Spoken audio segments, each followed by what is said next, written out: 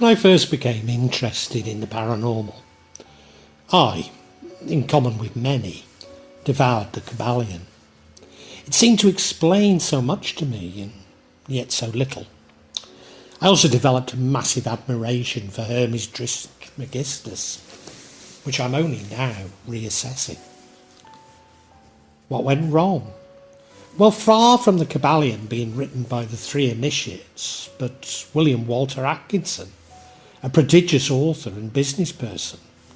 It became clear that the Kybalian was much a product of US Victorian capitalism as an Egyptian or even Greek deity.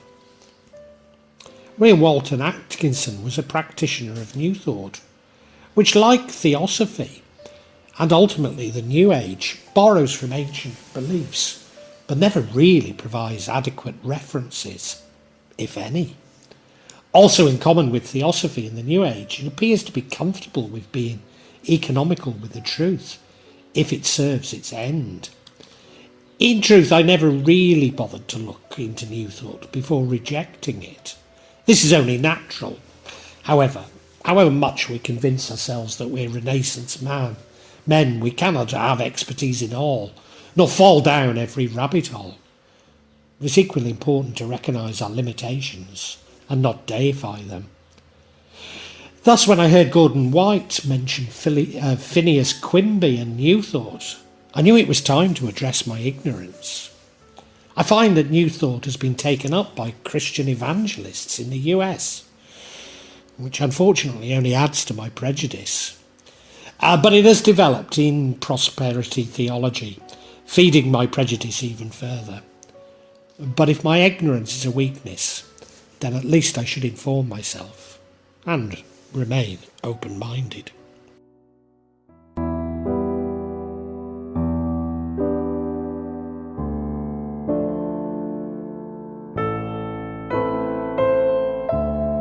Phineas Parkhurst Quimby, February the 16th, 1802 to January the 16th, 1866, was an American folk healer, mentalist and mesmerist.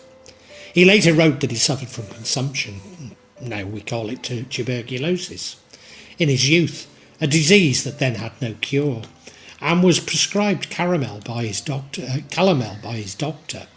The calomel was no cure and began to rot his teeth. Quimby began experimenting with his own ideas for a cure. He found that intense excitement, such as galloping on his horse, alleviated his pain for brief periods of time, and he became interested in the mind's ability to affect the body. He claimed to have cured himself from consumption by his own methods. Around 1836, Charles Poyen came to the US from France on an extended lecture tour in New England about mesmerism, or hypnotism as we would call it. It's claimed that Poyen strongly influenced Quimby, but it's more likely to have been the British Robert H. Collier. About 1842, Quimby encountered Lucius Bookmar, a local youth who was particularly susceptible to hypnosis. Finding him useful to work with, Quimby and Bookmar developed a tour of their own. Quimby demonstrated mesmeric practices with Bookmar in front of large crowds. Slowly, Quimby began to believe that Bookmar was not healing those crowds, but tapping into some external or divine messages, but reading the minds of the audience. In doing so, Bookmar could identify their thinking, which was causing their illness. Quimby and Bookmar then stopped touring. Quimby claimed to heal people of ailments which doctors could not cure. Quimby told his patients that the disease was caused by false beliefs. For example, belief in the devil and hell and that humans are evil. Furthermore, that they could cure themselves via their own belief system. Quimby is sometimes identified as the founder of New Thought, but his actual influence is debated. Since Quimby's writings were not available until Dresser's The Quimby Manuscripts in 1921, they did not directly infect New Thought's development during its formative period.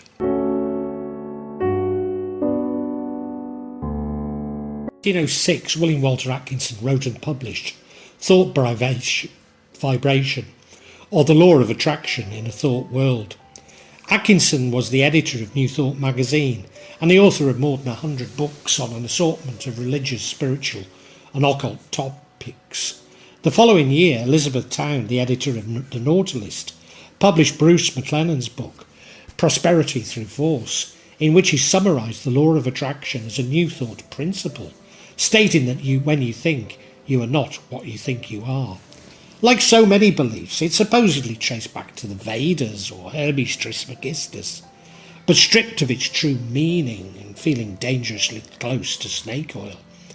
This was promoted by the convicted fraudster Napoleon Hill to become a commercial product it is today, often seriously close to pyramid selling and certainly incorporated within multi-level marketing schemes. Even I'm somewhat guilty in having attributed it to Theosophy, in which there is an element of truth, but it was certainly popularised by New Thought. I have to say, I do know that the law of attraction can work, but I'm highly critical of how it is a noble belief stripped of context to become a consumable product within US capitalism.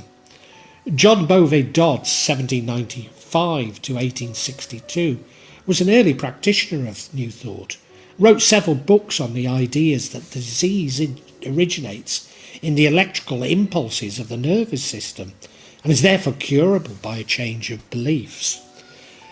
Later New Thought teachers such as William Walter Atkinson accepted this premise. He connected his idea of mental states of being with his understanding of the new scientific discoveries in electromagnetism and neural processes.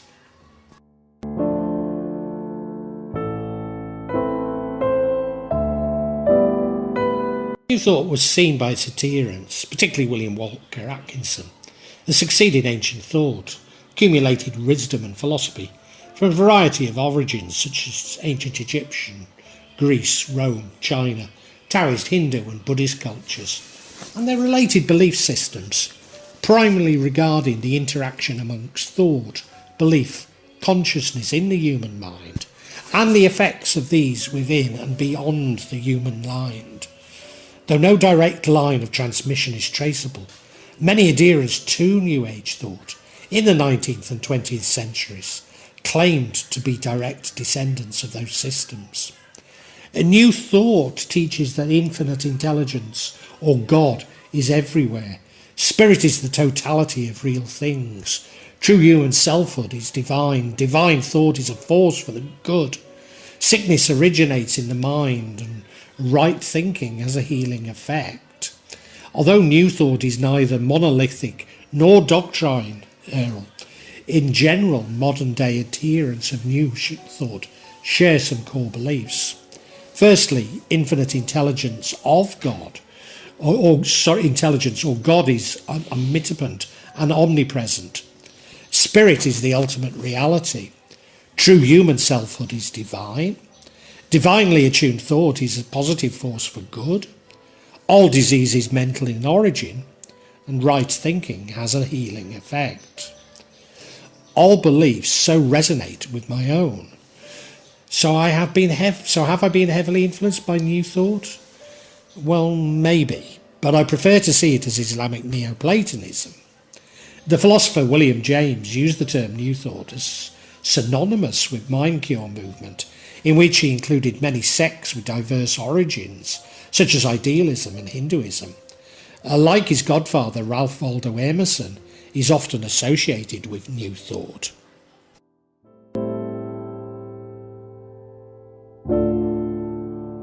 During the late 19th century, the metaphysical healing practices of Quimby mingled with the mental science of Warren Felt Evans. A Swedenborgian minister, indeed Swedenborg is frequently mentioned as inspiration for early advocates. Mary Baker Eddy, the founder of Christian Science, has sometimes been cited as having used Quimby as inspiration for theology. Certainly Eddy was a patient of Quimby's and shared his view that disease is rooted in mental cause. In the late 19th century, New Thought was evangelized by a number of spiritual thinkers and philosophers and emerged through a variety of religious denominations and churches, particularly the Unity Church and Church of Divine Science, followed by religious science.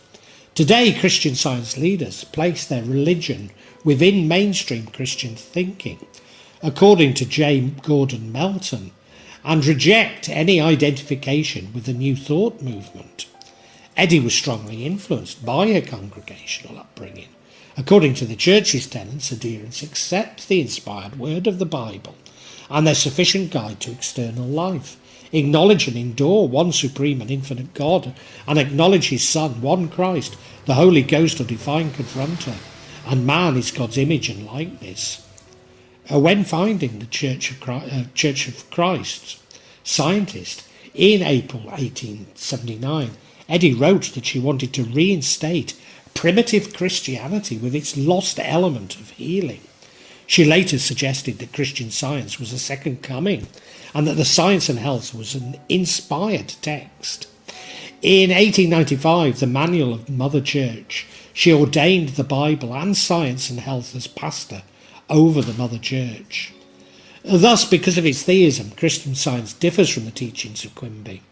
Nevertheless, Christian scientists avoid almost all medical treatment, relying instead on Christian Science prayer. This consists of silently arguing with oneself. There's no appeals to a personal God and no set of words. From Christian Science came Joseph Emma Hopkins, September the 2nd, 1849 to April the 8th, 1925, whom certainly had a massive impact on promoting New Thought through her writings. Indeed, she's now often seen as the founder of New Thought rather than Quimby.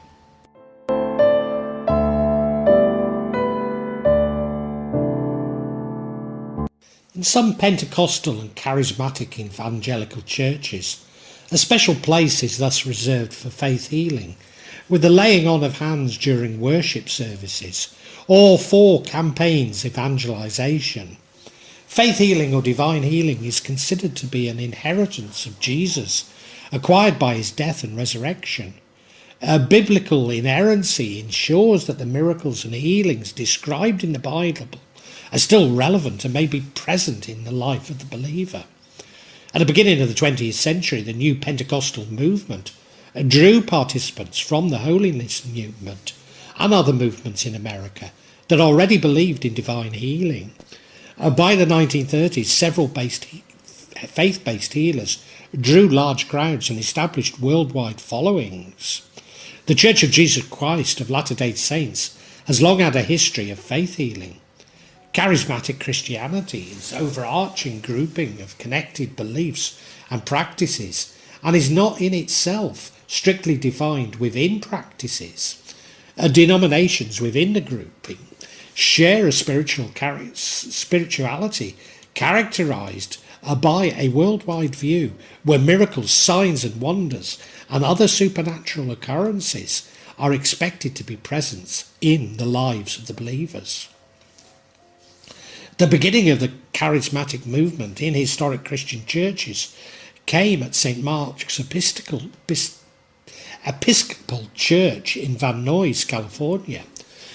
Dennis Bennett, the church's rector, announced to his congregation that he'd received an outpouring of the Holy Spirit. Praise and worship during the Catholic Charismatic Revival healing service. The charismatic movement reached the Lutherans and Presbyterians in 1962. Amongst Roman Catholics, it spread around 1967. Methodists became involved in the charismatic movement in the 1970s. Beliefs include the presence of spiritual gifts such as prophecy and healing. The charismatic movement has sometimes been related to the New Age revival and especially New Thought in the United States in the 1960s and 70s. Similar characteristics are found in the rise and popularity of Kundalini and Hindu mysticism. Perhaps surprisingly, I'm less critical of faith healing, in spite of the numerous frauds that have been exposed. You see, not only have I felt it working, I also practice it. In general, my Muslim patients, and I don't call them clients as I never receive payment, believe that they're infected with jinn. which I remove. Whilst I don't really believe they are possessed by jinn, I have to convince myself that they are, to the extent that I even see and speak with these jinn. I actually believe that the patient cures themselves, having been convinced that I have removed the external reason for their ailment. So how come I see and speak with jinn?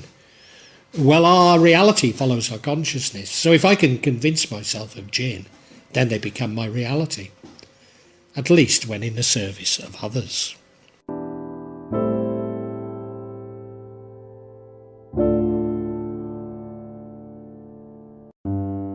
Oral Roberts began teaching prosperity theology in 1947. He explained that the laws of faith as a blessing pact in which God would return donations sevenfold, promising that the donors would receive back from unexpected source of money they donated to him. Roberts offered to return any donation did not lead to an equivalent unexpected payment. Prosperity theology teaches that Christians are entitled to well-being, and because spiritual and physical realities are seen as one and separable reality, interprets well-being as physical health and economic prosperity. Teachers of the doctrine focus on personal empowerment, promoting a positive view of spirit and body. They maintain that Christians have been given power over creation because they are an image of God, and teach positive confessions allows Christians to exercise domain over their souls and material objects around them. Again, based on Ibn Arabi, I have some sympathy with this view. You see, I believe that we co-create with Allah, and that he actually wants us to create abundance.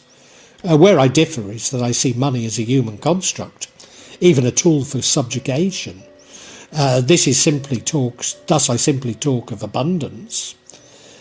Despite this, I have just listened to someone called Pastor Greg from the Celebration Spiritual Sound Centre, who sounded just like Ibn Arabi, and I could not have felt more sceptical. Later in the talk, he did veer off from sounding like Ibn Arabi quite dramatically, which seemed to justify my prejudice. In the 1970s, Roberts characterised his blessing pact teaching as a seed of faith doctrine. Donations were a form of seed that would grow in value and be returned to the donor.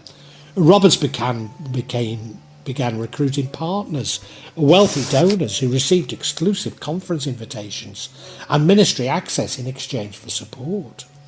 In 1953, a faith healer, A.A. Allen, published The Secret to Scriptural Financial Success and promoted merchandise such as miracle tent shavings and prayer cloths anointed with miracle oil. Back to the snake oil, aren't we?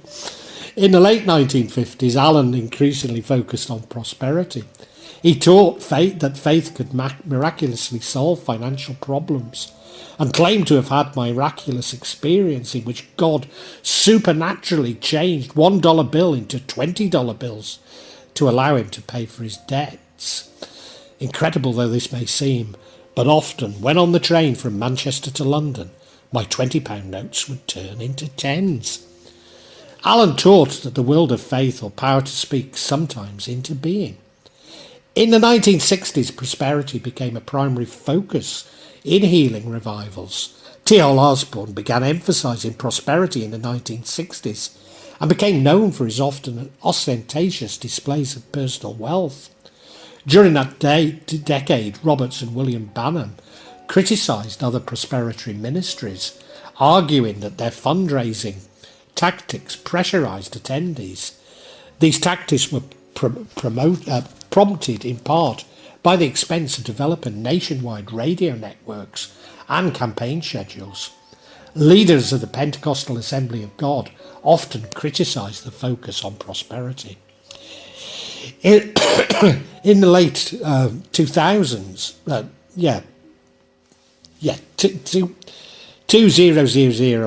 2000s, proponents claimed,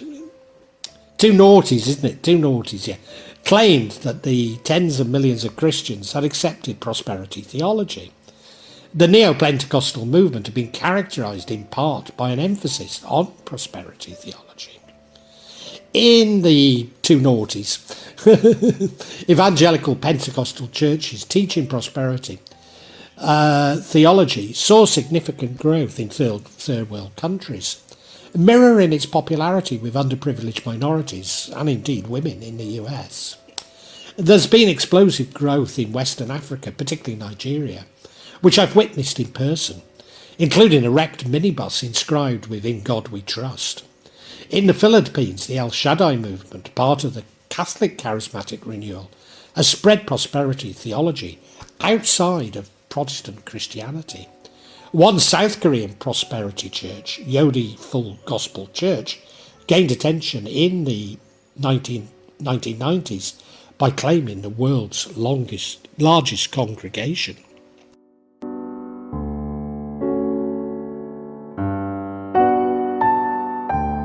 So has my own thinking been influenced by New Thought? Undoubtedly, yes. Living in Indonesia, I'm unable to access English language books or indeed television, and rely on YouTube for so much information. That English language content on YouTube is influenced by New Thought, even prosperity theology, should come as no surprise, as those have become major movements within the US. Thus, so much of what I'm exposed to has an assumption of American exceptionalism, that the US have perfected the very best possible economic system in capitalism and the very best possible political system in two-party politics. What's more, that these are the best systems, then those in the know have a duty to export them across the world, along with the belief system which supports them, summarised in the American dream. Furthermore, that there also exists a shortcut to the American dream, to change your life with so little effort. Guilty of the just world fallacy, ignoring that the just are so often exploited and the exploited, and the exploiters not always punished. Such assumptions run through New Thought, all the way to prosperity theology, suggesting that whilst the US might not be perfect, it's ideally suited to the reality of human nature.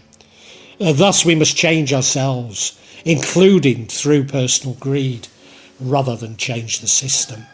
Indeed, it's often presented that we ourselves are to blame for all our problems, regardless of the opportunities, or lack of them, which we may have or may not have existed for us.